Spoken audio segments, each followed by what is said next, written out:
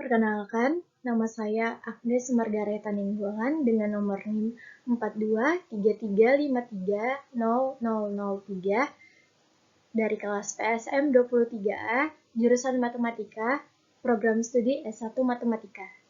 Di sini saya akan menjelaskan materi tentang uji makanan pada mata kuliah Praktikum Biologi Umum.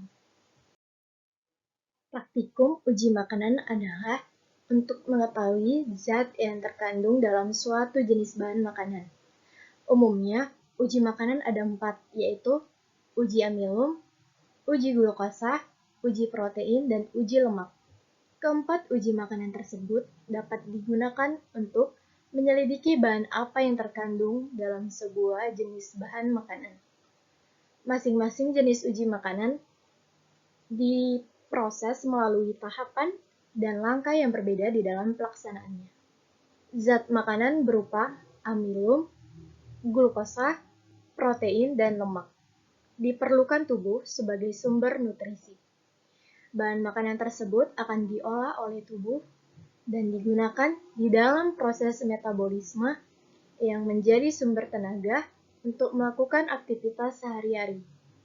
Bahan makanan karbohidrat umumnya mengandung amilum atau zat tepung dan glukosa.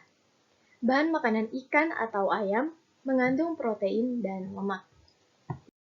Di sini terdapat uji amilum.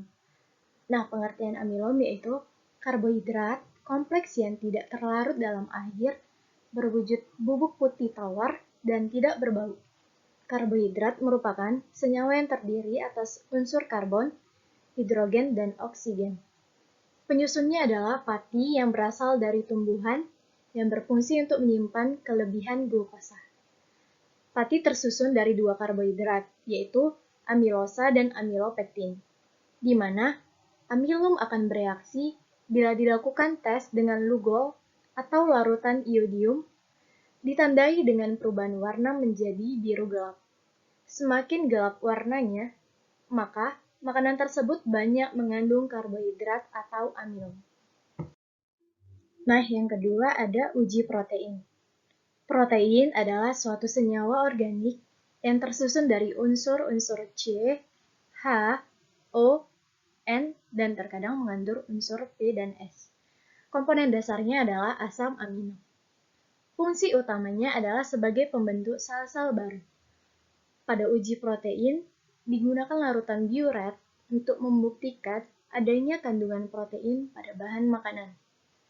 Ketika suatu bahan makanan yang mengandung protein, jika ditetesi larutan biuret, maka akan berubah warna menjadi ungu atau warna lembayung.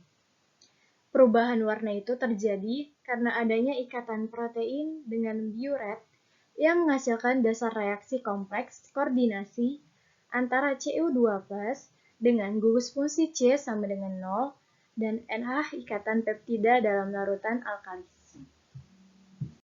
Di sini ada uji lemak. Lemak adalah senyawa yang tersusun dari unsur C, H, dan O, dan terkadang P. Lemak memiliki sekelompok besar molekul-molekul alam yang terdiri atas unsur-unsur karbon, hidrogen, dan oksigen meliputi asam lemak, malam, sterol, vitamin-vitamin yang larut di dalam lemak. Contohnya vitamin A, vitamin D, vitamin E, dan vitamin K. Monogliserida, digliserida, fosfolipid, glikolipid, terpenoid, atau termasuk di dalamnya getah dan steroid, dan lain-lain. Lemak tersusun dari satu senyawa gliserol dan 3 jenis senyawa asam lemak. Fungsinya adalah sebagai pelarut beberapa jenis vitamin dan pelindung tubuh. Nah, yang terakhir ada uji glukosa.